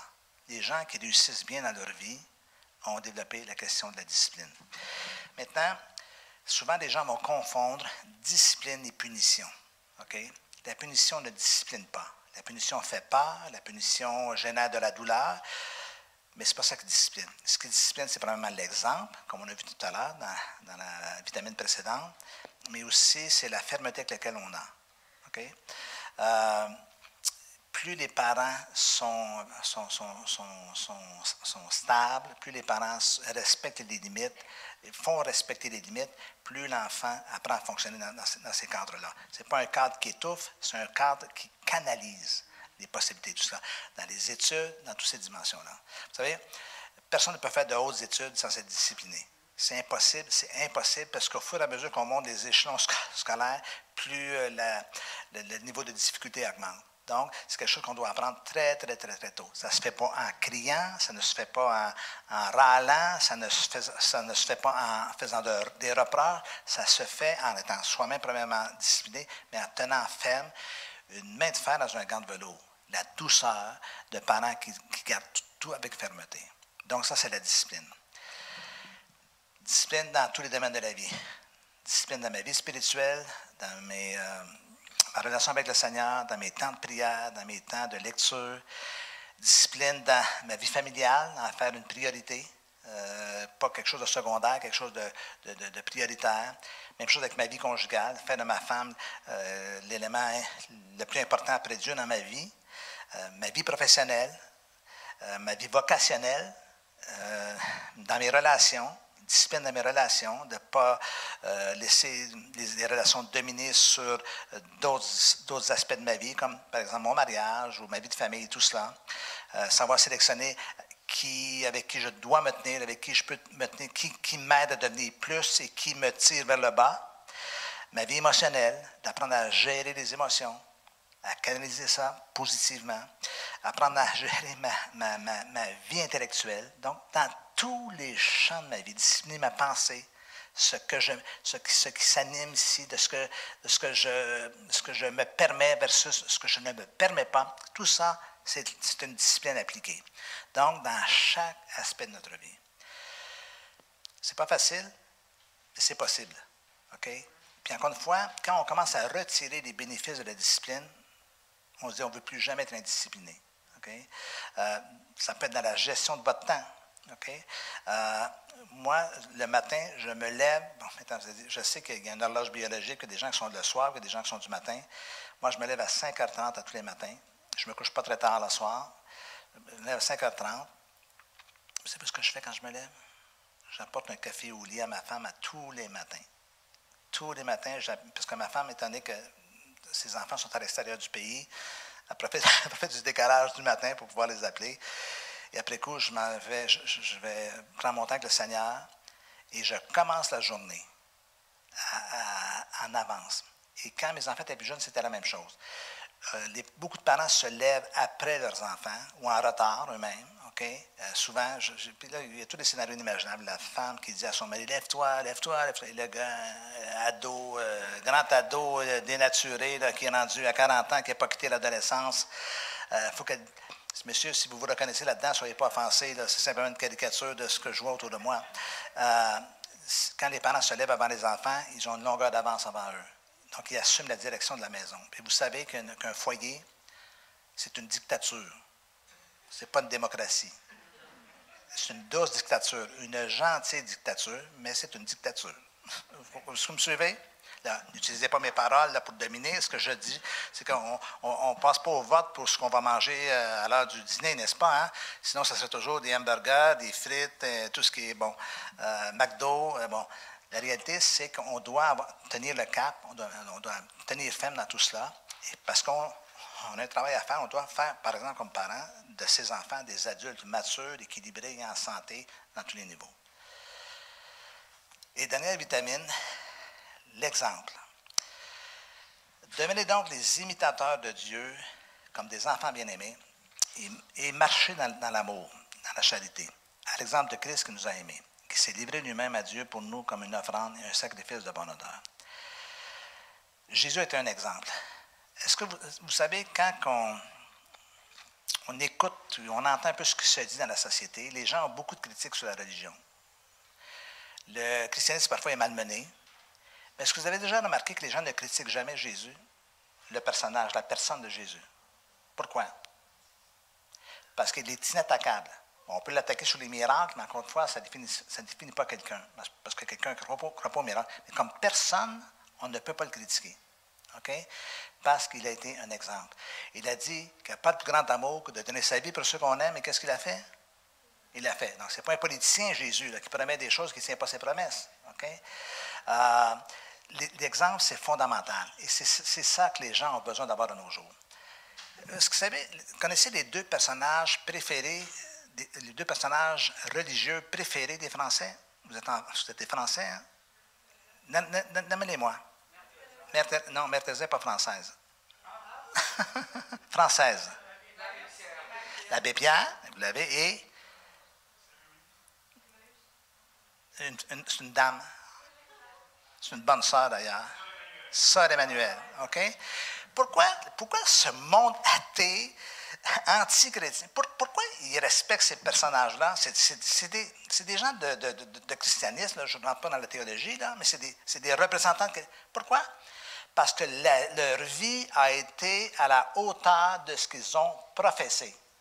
Alors, à notre niveau à nous, dans l'impact que nous avons dans notre propre milieu, on ne devient pas tous des figures nationales, on doit être aussi des exemples. Parce qu'un exemple parle plus que des paroles et que des mots. Okay? Et dans l'exemple, par notre exemple, on lègue quelque chose dans la vie des gens que les gens voient et que nous ne voyons pas parce que nous nous comportons comme nous devons nous comporter. L'exemple est la démonstration visible. Je vais vous annoncer une nouvelle ce soir. Est-ce que vous savez que vous n'êtes pas invisible? Qu'est-ce que cela veut dire? Vous savez, à partir du moment que quelqu'un sait que vous êtes chrétien, ils vous observent. Vous êtes sous le scan, dans le radar. Ils vous observent. Ils vous scannent. OK? Et pourquoi? Parce qu'ils savent que vous êtes chrétien. Et là, maintenant, vous allez voir, là, Pasteur Denis, ça met de la pression sur nous. Non, soyez simplement ce que Dieu veut que vous soyez. Portez le fruit de l'esprit à maturité. Vous allez voir, les gens vont juste voir le fruit, tout simplement, comme Jésus a voulu. L'exemple est la démonstration visible des principes que l'on professe et qui démontrent aux autres le sérieux des valeurs que nous professons. Si les valeurs, est-ce que vous savez pourquoi on appelle valeurs? Parce que ça vaut quelque chose. C'est pour ça qu'on appelle on appelle ça des valeurs. Alors, nos valeurs doivent se manifester dans nos comportements, dans notre langage, dans notre façon d'être. Ça doit se manifester à la maison avec mon mari ou ma femme, parce qu'encore une fois, on n'est pas chrétien seulement dans certains endroits et pas ailleurs. Je dirais que le plus grand défi, pour être un exemple, c'est à la maison. Parce que là, tout est mis à l'épreuve dans notre vie. On arrive fatigué. Ce soir, devant vous, là, moi, ça se passe super bien. Mais à la maison, bon, maintenant, je vis seul avec ma femme, mes enfants sont partis, mais quand on a 3-4 gamins à la maison, on est mis à l'épreuve, là, dans notre patience, dans notre douceur. Vous voyez, on est humain dans tout cela. Mais c'est là qu'on doit mettre le plus de travail et le plus d'efforts. Et ces efforts que nous allons mettre dans notre maison, dans notre foyer, nous allons en retirer les bénéfices dans l'entièreté de notre vie. C'est la meilleure école de transformation. OK? Et gardez ça à l'esprit. Donc, c'est par l'exemple qu'on démontre aux gens le sérieux de ce que nous croyons, le sérieux de ce que nous vivons. Et vous savez, il y a tellement d'enfants et d'adolescents qui sont déçus par leurs parents. Vous savez, dans mon travail, je me souviens de plein d'anecdotes à l'église quand je travaillais avec des adolescents où ils viennent me raconter comment ça se passe à la maison. Et là, je suis déçu parce qu'on voit les gens le dimanche, ils ont l'air super gentils, hyper spirituels. Mais quand j'entends les propos des enfants, je me souviens toujours de cet homme qui est venu me voir dans mon bureau et qui m'a dit « Ouais, ma femme, elle va à votre église, hein? Elle m'a dit, venez vous voir, il paraît que vous êtes pas mal. » J'ai dit, écoutez, je ne suis pas là pour être ou pas être. Là. Donc, je commence à établir une relation avec lui, mais un monsieur assez sympathique quand même. Un coup, lorsque les barrières sont tombées, puis il me dit, je peux vous dire quelque chose? Vous êtes pasteur aussi, je pense. Hein? Oui, effectivement, je suis pasteur. Je parle de ma femme à la maison. Vous la voyez à l'église, hein? Je raconte ce qui se passe à la maison. Comment elle n'arrête pas de me harceler à tous les repas. OK? Comment elle crie après les enfants. Bon, évidemment, ça me rend inconfortable, moi, parce que je ne veux pas me retrouver en porte-à-faux devant la dame quand je la rencontre à l'église. Mais à chaque fois, ça m'attriste profondément. Parce que c'est là que ça doit se jouer. Vous connaissez l'histoire du petit garçon le matin qui est dans la voiture avec ses parents. Puis le petit garçon disait à son père, « Papa, sais-tu ce qui serait agréable aujourd'hui? C'est que tu sois de mauvaise humeur à l'église et de bonne humeur à la maison. » Parce qu'on arrive à l'église, on met notre masque de chrétien, on aime Jésus, alléluia, OK? Mais en fait, il faut que ça soit toujours comme cela et que nos enfants nous voient. Vous savez, les chrétiens, c'est les seules personnes qui se disputent le dimanche matin. Parce que les autres, ils dorment. Ils font la grasse matinée. Dans la voiture, en s'en allant à l'église, OK? Il faut que ça se corrige. Ce sont des défis. Ça arrive à tout le monde. Ça m'est arrivé quand mes enfants étaient plus jeunes. Mais c'est là le grand défi. Et c'est le défi de la transformation. Puis à chaque fois qu'il y a quelque chose qui éclate ou qui nous démontre qu'on n'est pas des exemples, nous devons aller vers le Seigneur en disant, Seigneur, transforme-moi. Et rappelez-vous, Seigneur, fais de moi ce que toi tu veux que je sois, afin que je puisse réussir à faire ce que je ne suis pas capable de faire. Ce que je réussisse à faire, ce que tu veux que je fasse. Et que je puisse avoir comme résultat ce que tu as pour moi. Conclusion. Je vais amener 2 conclusions. La femme sage bâtit sa maison et la femme insensée la renverse de ses propres mains. Ce soir, peut-être certains d'entre vous, mesdames, vous avez besoin d'entendre cette parole. C'est le Proverbe 14. Quelque part, parfois, on a le goût de fuir, on a le goût de jeter l'éponge, de tout abandonner, on a le goût de tout démolir, on en a ras-le-bol. Mais la Bible dit que la femme sage, elle bâtit sa maison, en dépit des circonstances. Et encore une fois, je me répète, dans les conditions réelles de la vie. Mais la femme insensée la renverse de ses propres mains. Elle laisse tout tomber, elle démissionne, malgré qu'on ne peut pas démissionner. C'est une illusion. Et le deuxième verset, c'est pour les hommes. Il y a une grande abondance dans la maison du juste.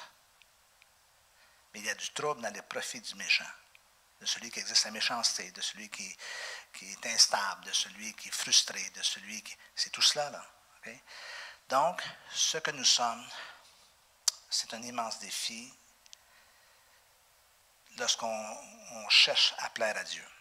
C'est pas gagné, c'est pas facile, et il y a parfois des chutes dans le sens que il y a des journées que ça ne marche pas, des journées que ça ne fonctionne pas. Et à chaque fois qu'on se rapproche de ces textes-là, qu'on relit cela, ça devient comme un carburant qui nous amène à aller de l'avant et aller de l'avant et encore avancer davantage. Soyez rassurés ce soir, on entre tous dans le mariage, on entre tous dans la vie de famille avec peu de moyens. Spontanément, souvent, on va simplement reproduire ce qu'on a connu, ce qu'on a vu précédemment dans notre propre famille, puis on va simplement reproduire cela. Bon, quand on a eu une bonne famille, ça peut être une super bonne ressource à appliquer, mais quand notre famille a été une famille dysfonctionnelle ou une famille en difficulté ou une famille en souffrance, on ne peut pas retransposer cela. Et vous savez, ce qu'on doit être capable de comprendre aussi, c'est qu'on doit faire la différence. Si nos générations précédentes n'ont pas été très, très nobles, très bien, il y a toutes sortes de difficultés dans notre arbre généalogique supérieur. Okay? Bien, vous savez ce qu'il faut faire? Il faut planter la croix dans le cœur de notre arbre généalogique pour faire en sorte qu'à partir de nous, les choses changent pour toutes les générations subséquentes jusqu'à ce que le Seigneur revienne. Est-ce que vous êtes avec moi ce soir? C'est dans ce sens-là. Est-ce que je peux vous demander de pencher la tête et de fermer les yeux, s'il vous plaît? Seigneur Dieu Tout-Puissant. Seigneur Dieu Tout-Puissant. Seigneur, je te remercie pour ta parole. La sagesse de ta parole, Seigneur. Tu n'as pas maquillé la réalité. Quand on voit ce qui peut se passer là, entre la femme sage, la femme insensée, l'homme juste et l'homme méchant, Seigneur, tu n'as pas maquillé. Au contraire, tout ça nous sert d'avertissement face à ce que nous devons être, face à ce que nous devons faire aussi. Seigneur, je prie ce soir pour chaque personne qui est venue en ce lieu. Je prie qu'il ne ressorte pas de ce lieu avec un fardeau sur les épaules, un fardeau supplémentaire ou sentiment de culpabilité de ne pas être à la hauteur. Seigneur, la vie, elle n'est pas facile. Et élever des enfants dans le contexte actuel, ce n'est pas facile non plus. Seigneur, il y a tellement d'enjeux.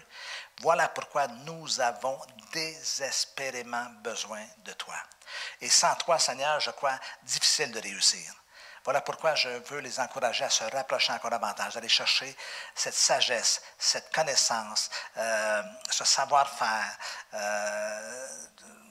toutes ces compétences, Seigneur. Tu nous donnes tous les outils, Seigneur.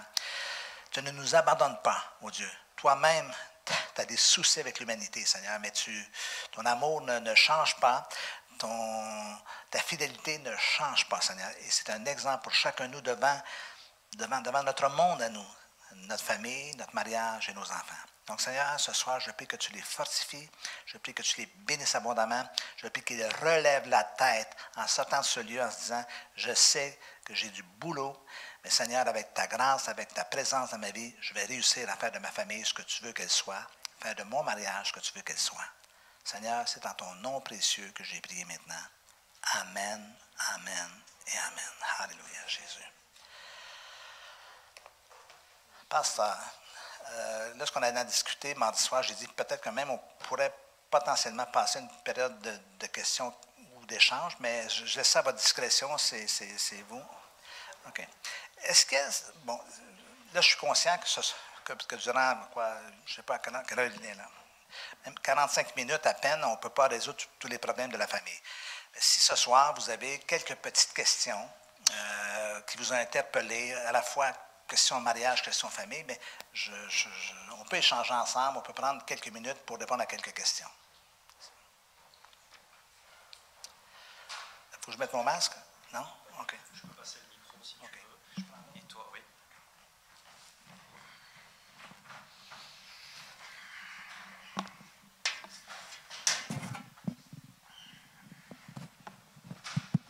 OK.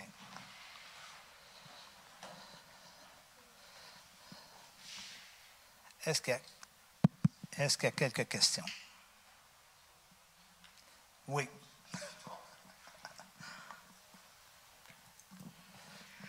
Bonsoir, Bonsoir. et merci. Un plaisir. Alors, moi, j'aimerais savoir quel conseil vous donnerez à une mère. Fais juste étirer ton masque un petit peu. Oui, c'est Tu peux vrai, le- OK. Ça y est, on commence à s'habituer. J'aimerais juste savoir quel conseil vous pourrez donner à une mère qui, toute la vie de son fils, a essayé de l'aider en faisant les choses à sa place et qui aujourd'hui se trouve démunie parce que lui n'avance pas et elle ne sait plus quoi faire pour l'aider. Quel âge il a, ce fils? 43. Ouais, bon. Est-ce que la mère a changé ses habitudes ou pas? Je pense qu'elle a essayé beaucoup de choses. Oui. Ouais.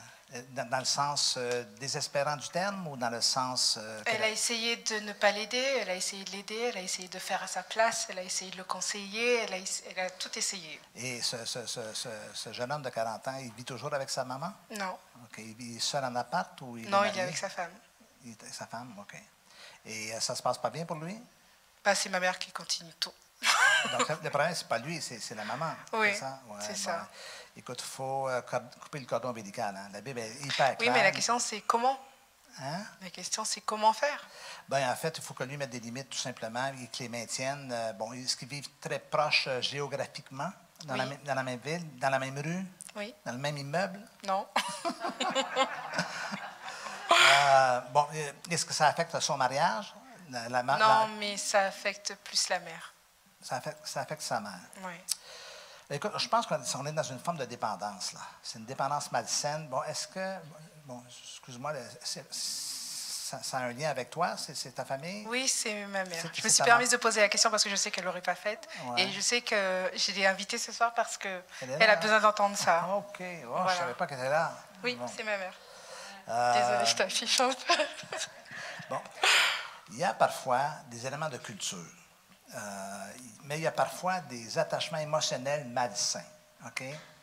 Il faut pouvoir prendre une distance avec les enfants. OK? Ce n'est pas quelque chose de malsain. Ce n'est pas du rejet, ce n'est pas de l'abandon. Donc là, il faut passer à un mode beaucoup plus rationnel. Aussi, votre garçon, il a 40 ans, madame. Il faut que vous preniez votre retraite avec la question familiale. OK? Mon fils aîné a 40 ans. Moi, je ne m'attends pas, je ne cherche pas. C'est un grand garçon, il est autonome, il a sa propre famille, ses propres enfants et tout ça. Et à un moment donné, il faut relâcher tout cela. OK? Mais le problème, parfois, c'est que notre identité, l'identité des mamans, elle est très centrée sur ses enfants. Okay? C'est comme si la dimension maternelle a pris plus de place que la dimension féminine, dans le sens de femme, de personne humaine et tout ça. Donc, ce que je vous encouragerais, madame, je ne doute en aucun moment que vous aimez votre garçon, mais il a aimé et il a aimé. Et là, on est plus dans quelque chose qui dépasse certaines limites et qui, à la longue, peut devenir malsaine, pour vous autant que pour lui. Ça vous va? Est-ce que ça vous va? Je ne veux pas vous offenser. Hein? Je sais que le cœur de maman, c'est pas évident, mais je vous dis, relâchez tout cela. Lâchez prise, laissez votre garçon parce que vous allez découvrir une nouvelle liberté aussi d'être pour vous-même dans tout ça. OK? Bon courage. OK? Non, mais là, vous ne dites pas oui pour me faire plaisir. Là, hein? Vous devez prendre un engagement. OK. Si, par exemple, il y aurait quelque chose de pratique. Pardon. Est-ce qu'il y aurait, par exemple, quelque chose de pratique, comme peut-être limiter le nombre de visites? De coups de téléphone et tout cela. Oui, il faut commencer. Tout à l'heure, j'ai prononcé le mot dépendance. OK? Les dépendances, toutes les dépendances passent par ce qu'on appelle un sevrage. OK? Bon, maintenant, je reste de façon générale, madame, parce qu'il faudrait que je m'assoie avec vous puis je connaisse tous les allants et aboutissants de ce que vous avez vécu au fil des années. Là, OK? Donc, je vous donne de grandes lignes, si imparfait soit-elle. Commencez à limiter votre... et dans le sevrage, ça veut dire que les premières journées, vous ne le visiterez pas, ou les premières journées, vous ne l'appellerez pas, vous allez vous sentir coupable, vous allez sentir plein d'émotions qui vont remonter à la surface. Apprenez à vivre avec ça, à les apprivoiser, puis comprendre que vous avez une bonne relation avec votre fils? Oui, bon. Vous ne perdrez rien, OK? Puis au contraire, le fait de se revoir plus tard, c'est plus agréable. Donc, il faut commencer à espacer simplement le temps, les visites et tout cela. Et vous allez voir que ça va reprendre la place que ça doit prendre en tant que tel. Merci, c'était judicieux. Oui. Merci. J'ai deux questions. La première... Vous avez le droit juste une à une, madame. C'est une par personne.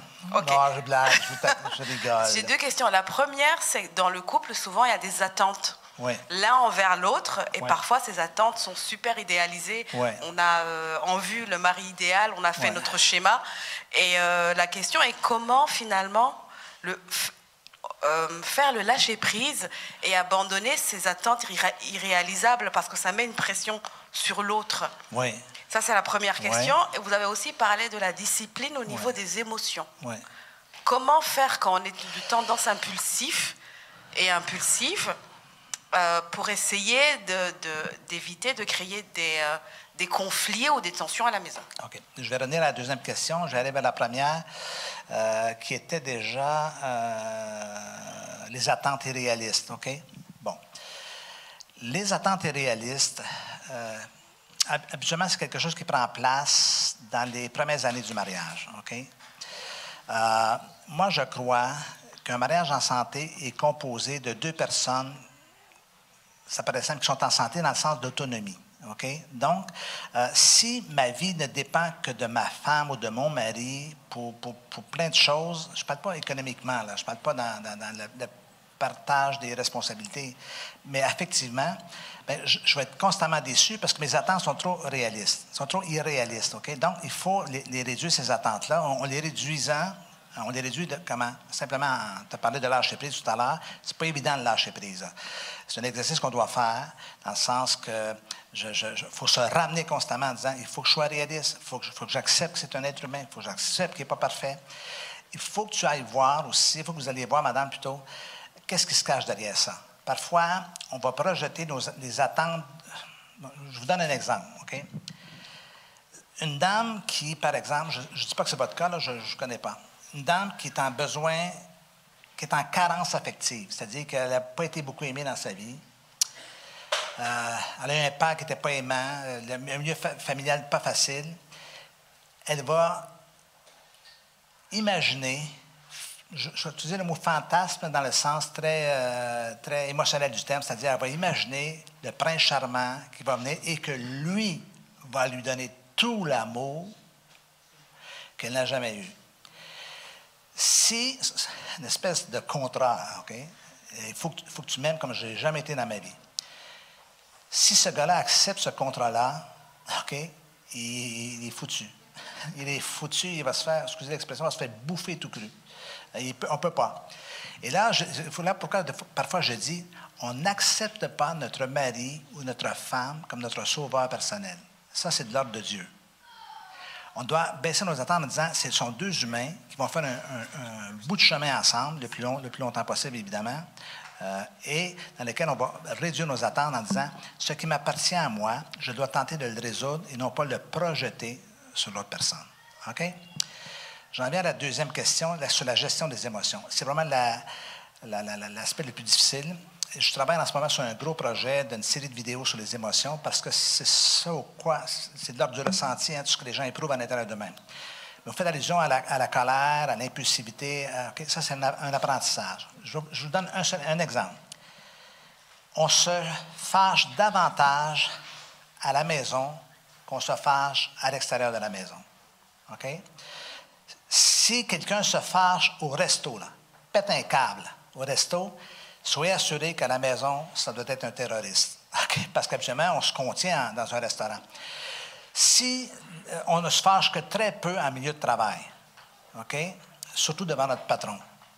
Imaginez que quelqu'un qui se fâche et qui envoie promener son patron, à la maison, on a affaire à quelqu'un qui va être pas facile à résoudre. Maintenant, je vais aller vers l'inverse. Pourquoi je ne me fâche pas au resto? Pourquoi je ne me fâche pas devant mon patron? Bien, devant mon patron, parce que je vais perdre mon emploi si jamais je réagis de façon malsaine. Vous êtes d'accord avec moi? Ça veut dire que les mécanismes, ils sont à l'intérieur de moi. Parlons des enfants. Pourquoi les enfants s'en permettent à la maison? On les fait garder chez tonton ou tata ou tati, puis ils vont dire, ils sont tellement bien élevés, vos enfants, puis vous, j'aimerais ça que je sois bien élevé à la maison, moi, là, OK? Bon. Pourquoi ils se contiennent là-bas, puis ils ne se contiennent pas à la maison? C'est à cause de la notion de limite, encore une fois. C'est qu'à la maison, on est un peu plus... laisser aller, et tout ça, tandis que les autres, et ils ne connaissent pas les autres, ils ne connaissent pas les réactions potentielles de l'autre. Donc, ils ne se permettent pas de se fâcher. Tout comme au travail, comme adulte, on ne se permet pas parce qu'on sait qu'on ne connaît pas la réaction de l'autre et ça se peut que je me retrouve au chômage à cause de ma réaction. Donc, ça veut dire que les mécanismes, ils sont là, mais souvent, on se permet, on se laisse aller tout cela. À cette impulsivité-là, il faut apprendre à la gérer, il faut apprendre à la canaliser, il faut apprendre parfois à la réprimer, l'espace d'un instant. L'homme sage, la Bible dit, contient sa colère.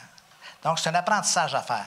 Évidemment, comme parfois on a de mauvais modèles, on a eu des parents qui étaient impulsifs, c'est de l'ordre de l'apprentissage. C'est beaucoup plus de l'ordre de l'apprentissage que de l'ordre de la nature profonde. Okay? Ça s'apprend ça. D'ailleurs, dans l'impulsivité, il y a des éléments culturels, hein? Les tempéraments. Le sud de la France versus le nord, les pays latinos versus les Inuits.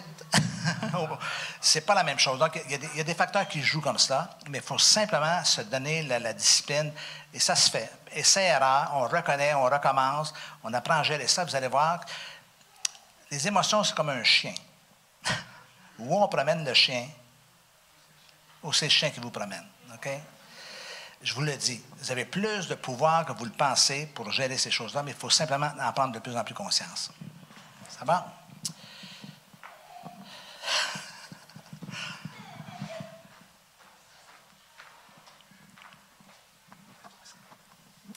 Bonsoir. Bonsoir. Moi, j'avais une question. Vous avez parlé des priorités, et notamment entre Dieu, ma femme, mes enfants, ma famille. Et vous avez dit à un moment donné, donc Dieu d'abord, mon couple ensuite. Ouais. Et souvent, on a tendance à hiérarchiser un petit peu comme ça. Je voulais voir votre point de vue. Est-ce que c'est une hiérarchie assez stricte ? Et aussi comment ça se vit au quotidien, c'est-à-dire le temps qu'on va dédier pour Dieu, le temps qu'on va dédier pour mon couple, le temps qu'on va dédier une sorte de planification, on va dire, hebdomadaire ou... Bon, je pense que c'est un rythme de vie, c'est une façon de vivre. Maintenant, c'est un classique. Hein? Tous ceux dans le ministère, on nous a tous enseigné Dieu en premier, la famille en deuxième, puis surtout dans le cadre de l'Église, ceux qui sont impliqués comme charge pastorale dans l'Église, peu à peu, progressivement, ça devient l'inverse. Hein? On ne sait plus si c'est Dieu ou l'Église qui est en premier. Là. Donc, c'est un immense défi. Puis prioriser Dieu, ça ne se quantifie pas pour moi. C'est pas je passe 2 heures avec Dieu, je passe 2 heures avec ma femme ou quelque chose comme ça. OK? Je pense que lorsque je sais que ma femme et que je l'aime et que je prends soin d'elle et qu'on communique bien, qu'on échange, je pense que c'est simplement la manifestation de ma vie spirituelle qui se transpose dans cette dimension-là. Moi, j'essaie de ne pas trop compartimenter. J'essaie plus que tout ça devienne un style et un mode de vie. Okay? Donc, quand on fait Dieu en premier, c'est que Dieu est ma préoccupation première, pas simplement dans l'investissement en termes de travail, okay? Mais en termes de préoccupation, en termes de priorité intérieure face à tout cela. Et un peu comme j'ai mentionné tout au long de la soirée, que ce que je crois se transpose dans toutes mes activités de la vie. Est-ce que ça répond à ta question? Parce que le problème, là, c'est toujours de garder un équilibre. Le grand défi de l'entièreté de la vie et le grand défi de l'entièreté de notre vie chrétienne, c'est de trouver un équilibre. Alors, si je peux mettre Dieu en premier, ne veut pas dire que je néglige ma femme et je néglige mes enfants. Okay? Mais moi, je l'ai vu, ça, à une certaine époque. Là, okay? C'est beau être en prière 3 heures parce que tu veux un réveil religieux dans ta ville, mais tes enfants, et eux, se retrouvent tout seuls, ils sont indisciplinés. Bon, il faut trouver un équilibre à travers de tout cela. Il faut vraiment trouver un équilibre. Ça va?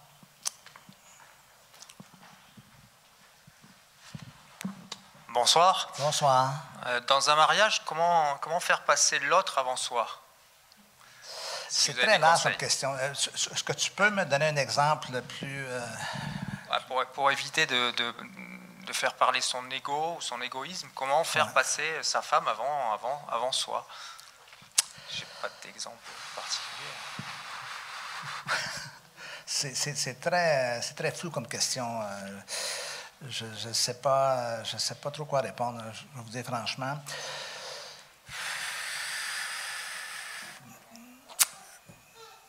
Ça dépend des dimensions. Je dirais, c'est une question de écoutez, je ne sais vraiment pas quoi vous répondre. Donnez-moi un exemple plus précis.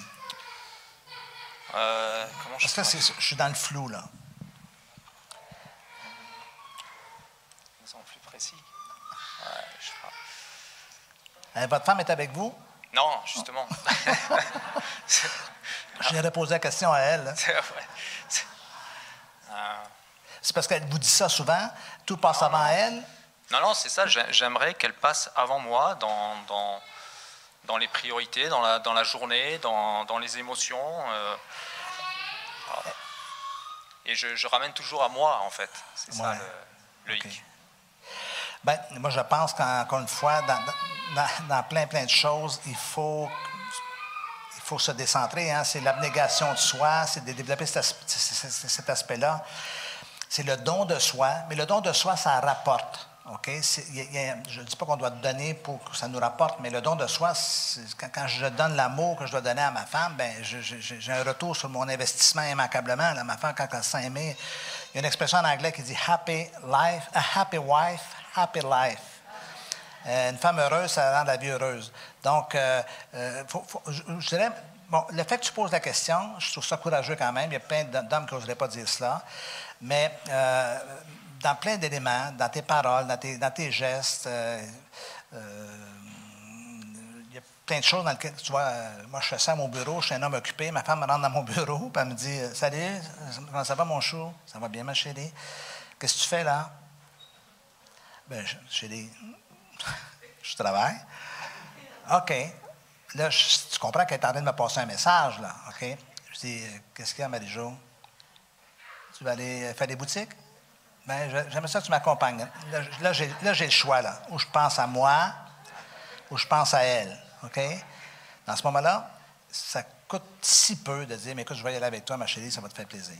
OK? C'est dans des détails comme ça. C'est dans plein d'éléments où l'amener au resto, lui faire plaisir, souligner les anniversaires importants pour elle. OK? L'anniversaire de mariage, son anniversaire de naissance. Et là, je ne veux pas rentrer dans la théologie des cadeaux et des dates et des anniversaires. Là. La Saint-Valentin, que vous y croyez ou ne croyez pas, la plupart des femmes aiment la Saint-Valentin, OK? Même si ce n'est pas vos convictions. La fête des mères. Tu vois, là, on priorise des éléments comme ça, des dates comme ça. Ça fait toujours du bien à un cœur. Et moi, je crois que c'est la grande responsabilité de l'homme. Je crois qu'on a un immense fardeau qui repose sur nos épaules comme mari, d'aimer nos femmes comme Christ a aimé l'Église. Alors, il s'est donné lui-même. Hein? Ça, c'est le plus grand exemple de renoncement. Donc, suivons cet exemple-là. OK? Super.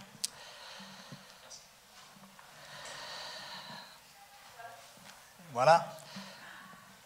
Pasteur, je vous remets. Il n'y a plus de questions. Ah, il y en a une autre. Il y en a une autre. Bonsoir. Bonsoir.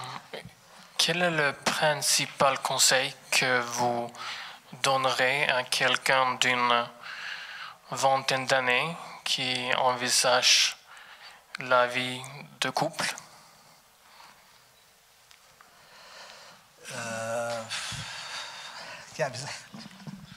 Cette vie de couple-là, elle est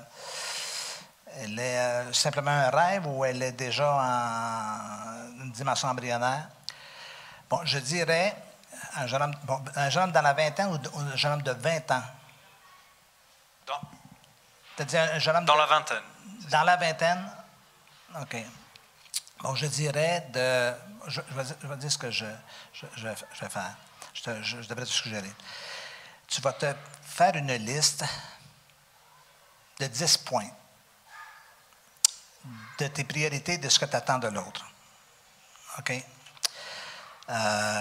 Si tu veux qu'elle soit chrétienne ou non, moi, je pense qu'elle devrait être chrétienne. Donc, tu ne te compromets pas là-dessus. Cette liste-là, ça peut être dans plein d'éléments. Ça peut être rattaché à sa personnalité, ça peut être rattaché à son travail, à son implication, à ses valeurs et tout ça. Mets-toi une liste, mets-la dans ton téléphone, une liste de 10 points, et tu vas prier là-dessus. Tu vas dire, Seigneur, je veux construire ma vie avec une femme, je veux construire un mariage heureux, je veux construire une famille en santé, et je veux respecter ces règles-là. Vous savez que moi, je l'ai fait. Je l'ai fait, cela, parce que je suis remarié. Hein. La mère de mes enfants est décédée il y a 11 ans. Je suis remarié depuis... je me suis remarié 3 ans après. Et je ne voulais pas me tromper, parce que je ne voulais pas me remarier, premièrement, mais Dieu a décidé autrement, puis j'ai rencontré ma femme, on est tombé amoureux. Mais j'avais déjà dans mon téléphone une série de critères sur la foi. Je ne voulais pas une femme religieuse, je voulais une femme qui aime Jésus de tout son cœur. Mais pas en anglais, on dit church-goer, quelqu'un qui va juste assister à l'église et tout ça. Une grenouille de béni. Je voulais une femme qui aime Dieu, qui est passionnée pour Dieu, et tu vois, j'ai mis une série de 10 critères. Et quand j'ai rencontré Marie-Jo, ma femme, dans nos discussions au fur et à mesure des semaines et des mois, je cochais. Elle a rencontré tous les critères.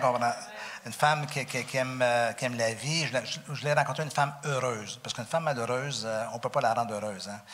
Le bonheur est un défi personnel. Hein. C'est une immense tâche que de tenter de rendre les autres heureux. C'est un enjeu personnel qu'il faut résoudre avant. Donc, quand on trouve une femme heureuse, déjà, c'est beaucoup plus agréable, responsable. Il y a plein de critères que tu pourrais trouver. C'est ce que je suggérais. Mais travaille en amont, parce que quand l'amour frappe, OK? Vous connaissez l'adage, hein? L'amour est aveugle, mais le mariage rend la vue. Donc, il faut vraiment se donner des critères au départ, des critères spirituels, pas juste spirituels, des critères temporels aussi. Il y a des choses très réalistes dans la vie, là, tout simplement. OK? Mais c'est une bonne question.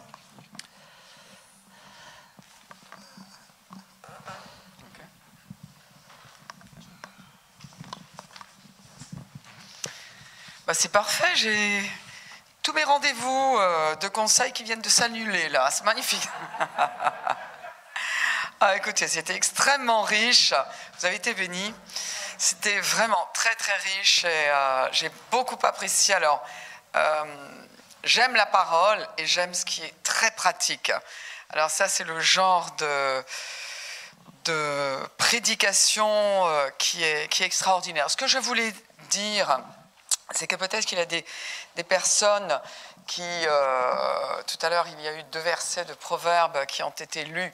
Il y en a un pour la femme insensée qui a renversé sa maison et l'autre pour un manque d'abondance, pour quelqu'un qui n'a pas marché dans la justice, un homme qui n'a pas marché dans la justice.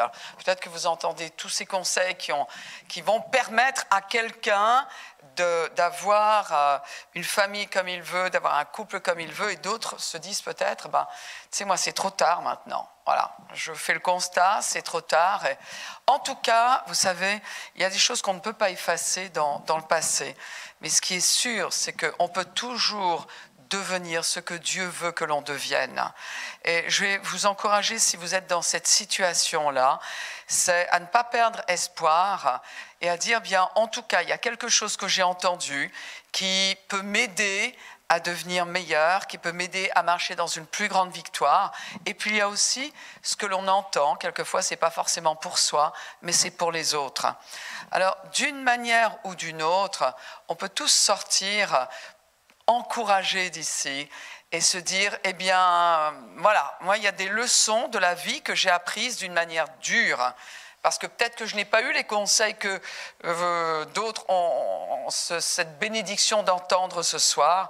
Mais une chose est sûre, c'est qu'on doit tous regarder vers l'avenir.